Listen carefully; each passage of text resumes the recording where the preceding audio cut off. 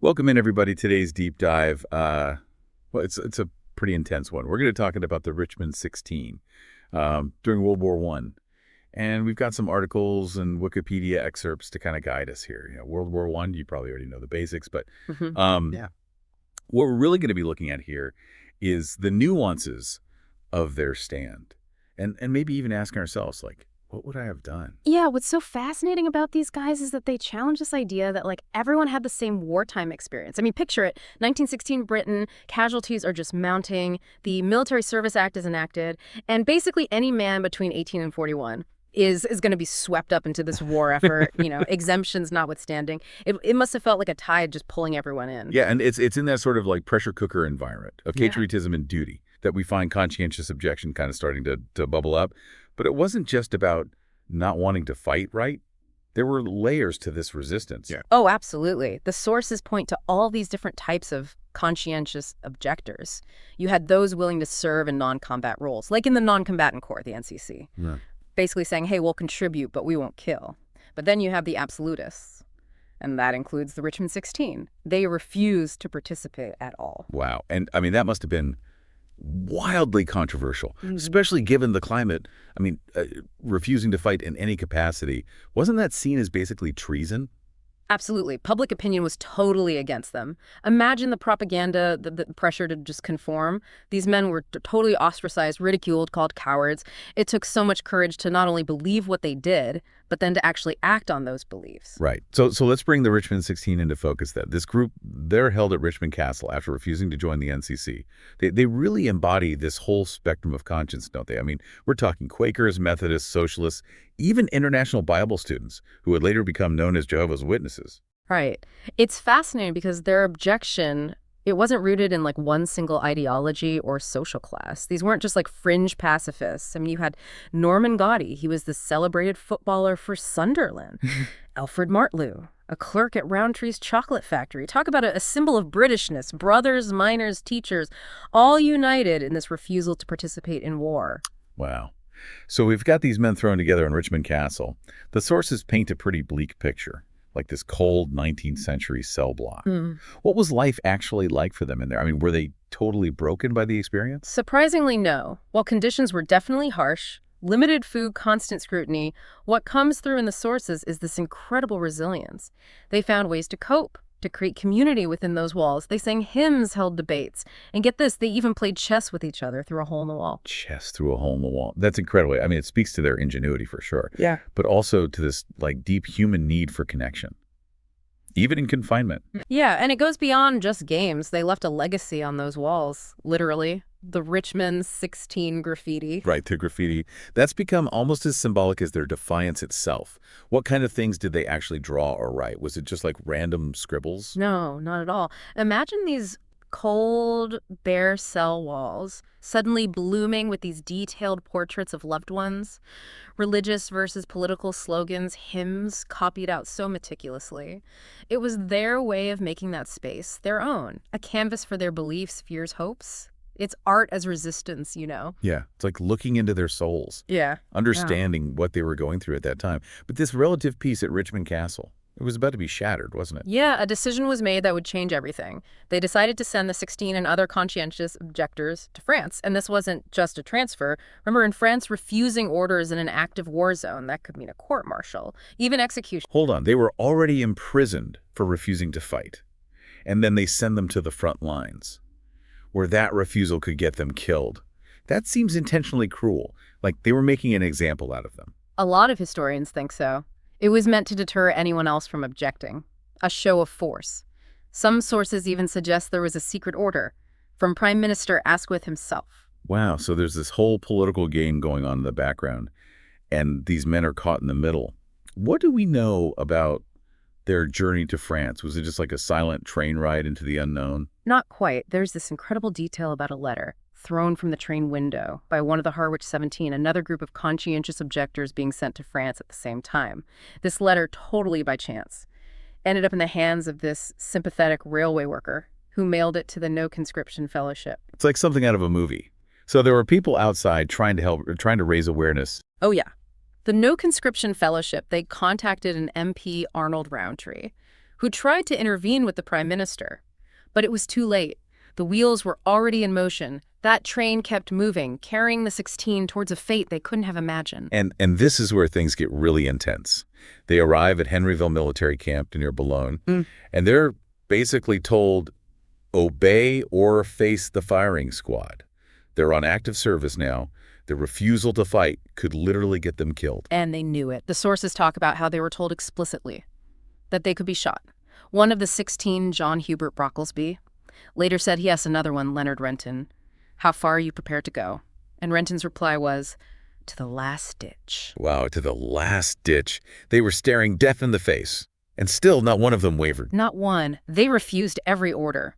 Even simple things like moving supplies at the docks, which led to their court-martial. So they're court-martialed. Their fate is basically sealed at this point. What happened next? Was it just a quick sentencing? It seems like the Army wanted to make a show of it.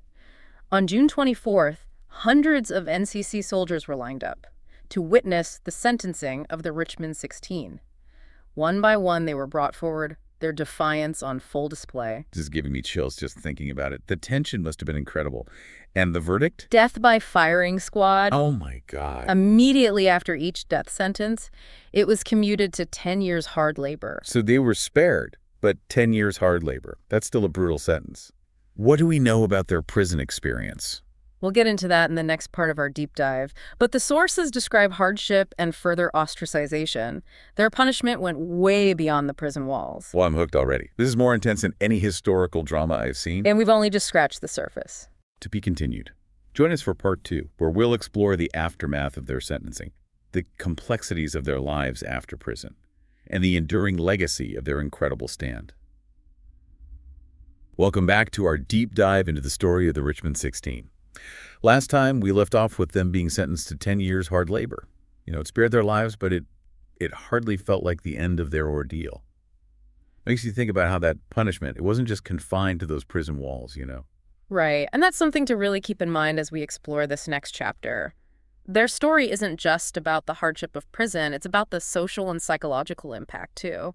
The stigma that followed them. Like, the sources mention they were officially disenfranchised for 5 years, but there wasn't really a system to enforce that. So they were punished even after serving their time.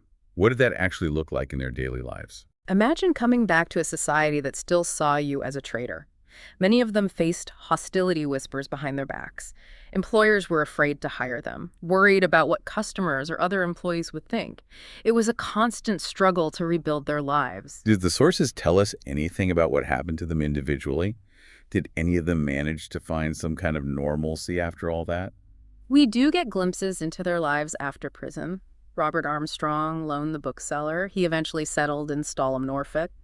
And John Hubert Brocklesby, the school teacher. Incredibly, he went back to teaching. Talk about resilience and commitment to his principles. He later moved to Barton upon Humber and passed away in 1962. It's heartbreaking but also inspiring to hear that some of them managed to find a path forward despite everything. But it also shows that their ordeal didn't really end when they left prison, right? The consequences stayed with them. Absolutely. It raises questions about the nature of punishment itself, how society deals with dissent, even when it seems like they're offering mercy. For decades, their story was mostly forgotten, just a footnote in history. But recently, there's been a resurgence of interest in the Richmond 16 and other conscientious objectors. Why do you think that is? Why are people connecting with their story now, a century later? Is it just a fascination with the past, or is there something more? I think it's more than that. There's a societal shift happening. People are recognizing the importance of individual conscience, the right to dissent, especially in times of war. They're questioning blind patriotism, acknowledging the courage it takes to stand against the tide. You're right. We see that in a lot of movements today, this push for individual rights and freedoms, even when they clash with what's considered normal. It's like we're looking at the Richmond 16 with new eyes, understanding their choices in a way that maybe people couldn't before. Exactly. Their story makes us confront these uncomfortable truths about war, the human cost. It reminds us that history isn't just battles and politics. It's about individual stories' choices and how those choices echo through time. It brings history to life, takes it out of the textbooks and makes it real. It also makes me think about how our idea of peace has changed. In 1916, their actions were seen as radical, almost unthinkable. But today, we recognize conscientious objection and a legitimate form of resistance. That's a key point. The Richmond 16, in their own way, helped change that perspective. Their willingness to face death for their beliefs.